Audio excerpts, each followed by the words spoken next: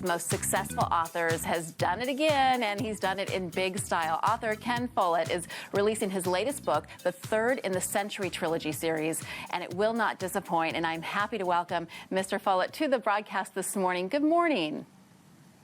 Good morning, Lisa. It's great to be on the show. It's great to be on TV in Dallas. Yes, I know. I can't wait for you to come see us here in the studio when you're here in town. Well, I spent a lot of time in Dallas when I was writing on Wings of Eagles, and I always had a great time. Well, okay, tell us about this trilogy. For folks who haven't started the trilogy with the first book, can you sort of walk us through the story without giving us any spoilers? Yeah, the 20th century is the most dramatic and intriguing period in our history. We had the First World War, which was the most terrible war that the human race had ever experienced. Then we had the Second World War, which was worse. And then we had the Cold War, which, if it had turned hot, would have wiped us all out. So it's a tremendously dramatic time, and it's our story. I was born in 1949. Most of my readers were born in the 20th century, and it's the story of what we did and our parents and our grandparents. So it's about where we come from and how we came to be what we are. Ken, I like to say that reading your books is like going to history class in a really, really fun, interesting way. Do you get a lot of your readers commenting on how educational your books are? As well as entertaining, Yes. But educational for sure.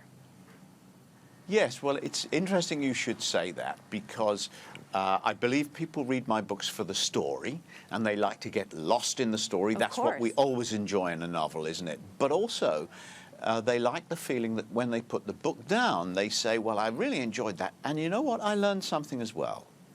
It is such an interesting way to write when you're teaching factual things in the context of a very interesting story. Is it difficult for you to develop the characters and weave them in and out of a story that's peppered with factual things? Well, if it is difficult, but then, Lisa, if it was easy, anybody could do it. This is true. Not everybody can be a best-selling author. Yeah, the challenge is to take some fictional characters who the readers will love or hate, but in any event, they'll have feelings about these characters, and then weave those characters, as you say, into the kind of seismic events, the wars, the revolutions, the great international crises of the 20th century. And when we look at it that way, when we're not really trying to read a history book or learn about history, we're really involved in the drama of this person's life, this person's romance, career, how this person feels in danger, how this person feels about having kids and grandchildren. When we're into their personal lives like that, then the history is the background, but nevertheless, we experience the history as part of their everyday lives. Do you find yourself getting pulled in an unusual direction sometimes with your characters, someplace where you didn't think it was going to go with their personality or their background? Well, I try to stop them doing that, Lisa. I try to keep them disciplined. I don't really like it.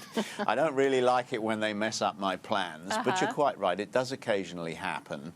And sometimes characters do take on something of a life of their own. But you can't let them go too far with it, because, you know, a good story is a good story, and it needs to be dramatic all the time. There should always be something on the page to make the reader say, oh my goodness, what's going to happen next, and turn the page. Ken, can we talk about the length of your books? Because I wonder if it is sometimes disarming to people when they see how long the story is. Once you start reading it, of course, you get hooked in, and it's a quick read. But how long is this last in the trilogy? Edge of Eternity is just over 1,000 pages, and you're quite right that readers often say to me, I loved that book, but boy, was it heavy. Actually, we enjoy, and of course, we enjoy long books if they're entertaining. Exactly. I mean, it's great. If you get into a book and you're really enjoying it, you don't want it to stop, do you? You want it to go on. And I've even had letters from people saying that they enjoyed The Pillars of the Earth and they wished it was longer, and that's a really long book. And I guess all I can say is, look, if it's too heavy, read it on a device, download it, and all books weigh the same on a device, on a Kindle or a Nook or an iPlayer, an iPad.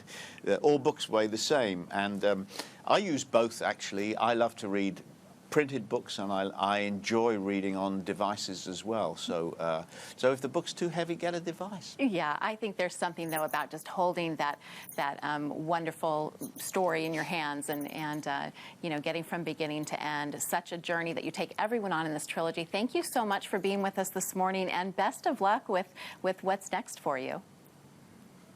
Thank you. I've enjoyed talking to you, Lisa. Thank you for having me on the show. All right, Ken, have a great morning. Edge of Eternity, by the way, is, again, the third book in the Century Trilogy, and it is available today wherever you buy your favorite reads, or you can download it, as he said. When we come back, we're talking fall trends in handbags and shoes. Who doesn't love that, right? Stick around.